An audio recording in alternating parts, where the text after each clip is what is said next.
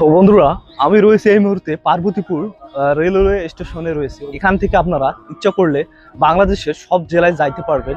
এখন আমি যদি আপনাদেরকে এই পার্বতীপুর স্টেশনটা সম্পূর্ণটা দেখাই, তাহলে দেখুন আপনারা কত সুন্দর লাগে এই পার্বতীপুর স্টেশন।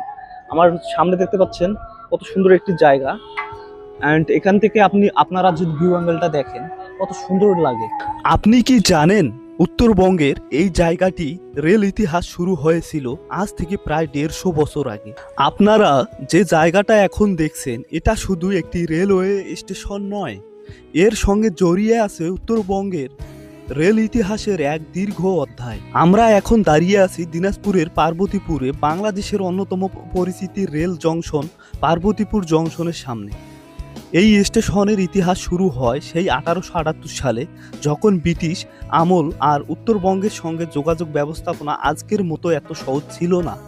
রেল লাইন ধীরে ধীরে এই অঞ্চলের মানুষের জীবন ব্যবস্থা, বাণিজ্য এবং যাতায়াতের সঙ্গে জড়িয়ে যেতে শুরু করে। আর সেই সময় থেকে পার্বতীপুরে হয়ে ওঠে গুরুত্বপূর্ণ একটি রেল কেন্দ্র।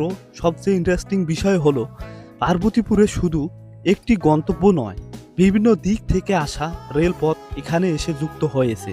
চিলাহাটি থেকে সান্তাহার ও দর্শনা, লালমনিরহাট, বুড়িমারির দিক এবং পঞ্চগড়ের দিকের রেল যোগাযোগ সব মিলিয়ে পার্বতীপুরে পরিচয় তৈরি হয়েছে একটি গুরুত্বপূর্ণ জংশন হিসাবে।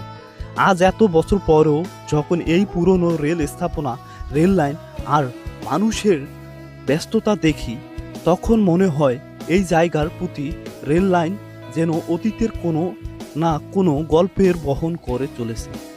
কত মানুষ এই স্টেশন দিয়ে যাত্রা শুরু করেছে, কত মানুষ ফিরেছেন আপনজনের কাছে, কত বিদায় আর কত অপেক্ষার সাক্ষী হয়েছে এই প্ল্যাটফর্ম।